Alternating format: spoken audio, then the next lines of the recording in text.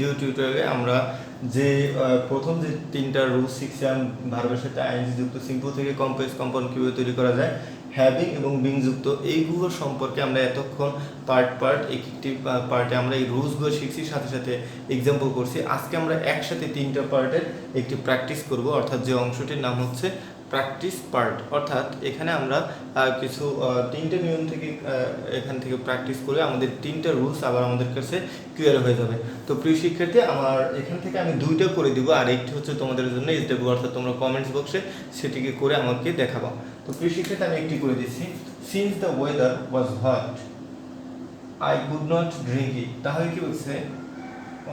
Since the water was hot, অর্থাৎ পানি গরম থাকা, পানি ছিল গরম, I could not drink it, আমি ইহা পান করতে পারলাম না। অর্থাৎ পানিটি ছিল গরম, যে কারণে আমি এটা পান করতে পারিনি। তো এখানে কারণ বোঝাচ্ছে।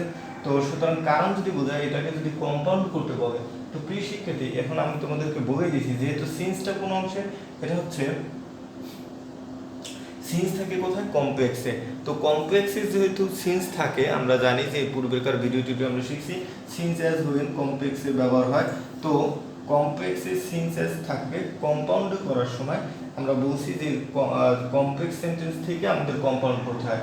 তাহলে আমাদের কি হয়ে যায়? এই যে স্ট্রাকচারটা আছে, অর্থাৎ কম্পাউন্ড করার সময় সিন্স অ্যাজ হুয়েন উঠে যাবে। তো আমরা এটাকে উঠিয়ে দিই, তাহলে আমাদের সেন্টেন্সে আসতে আসতে দ্য ওয়াটার was hot, তারপর হচ্ছে যে এই কমাটা উঠে কি হবে? and বসবে। তাহলে এই কমাটা আমরা উঠিয়ে দিই, এখানে and বসিয়ে দিলাম, and I could not drink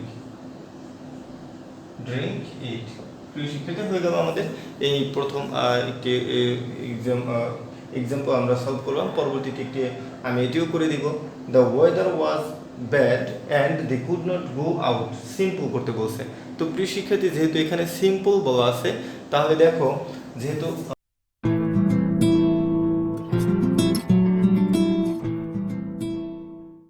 simple বলা আছে,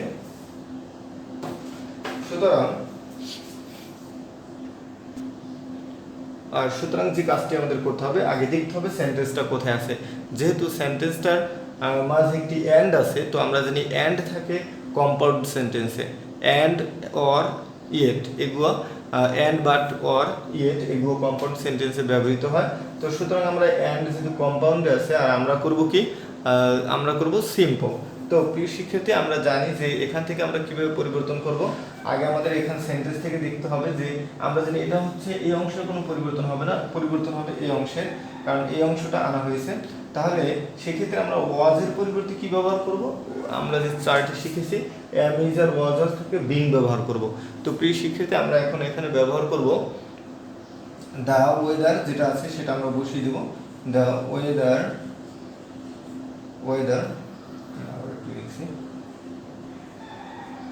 the weather being এই বিংটা কোথা থেকে আসলো? আমরা যে চার্টে শিখছি যে বিং থেকে অ্যামিজার হয়, ওয়াজার হয়, আবার ওয়াজার থেকে বিং এর আসে। তাহলে the weather being bad। তারপর দেখো, যেহেতু অ্যান্ড আমাদের বসে কম্পাউন্ডে, তো আমরা যদি সিম্পল করি এটা আমাদের নেওয়া যাবে না, সেক্ষেত্রে এখানে আমাদের একটি কমা বসিয়ে দিতে হবে। তারপরে যা আছে আমরা বসিয়ে দেব, দিয়ে could not go out। তো প্রিয় শিক্ষার্থী, আমি দুইটা করে দিয়েছি। এখন তোমাদের জন্য যে কাজটি হচ্ছে সেটা হচ্ছে পরবর্তী যে সেন্টেন্সটা আছে, অর্থাৎ হ্যাভিং এ ভাস্ট মানি, অর্থাৎ প্রচুর বা অনেক টাকা থাকার কারণে he can help the poor, সে গরিবদেরকে সাহায্য করতে পারে। এই সেন্টেন্সটা তোমরা কমপ্লেক্স করে দেখাবো। এখানে আমি বলে দিচ্ছি কমপ্লেক্স। তো এটা হচ্ছে তোমাদের জন্য করণীয়, অর্থাৎ আমি শুধু করব, তোমরা করবে না তা তো আর হয় না। তোমাদের করার মাধ্যমে আমি জানতে পারবো তোমরা কতটুকু শিখতে পারছো। তো আমার প্রত্যেকটা স্টেবল যেটা আমি তোমাদের দিচ্ছি সেটি তোমরা পূর্ণ করো, আর আমার সাথে থাকো। তোমাদের কেমন লাগছে সেটাও কিন্তু কমেন্টস করে জানাবো, আর বন্ধু বান্ধব সবার কাছে আমাদের এই চ্যানেলের কথা বেশি বেশি প্রচার করবা। তো এই পর্যন্ত, আল্লাহ হাফেজ।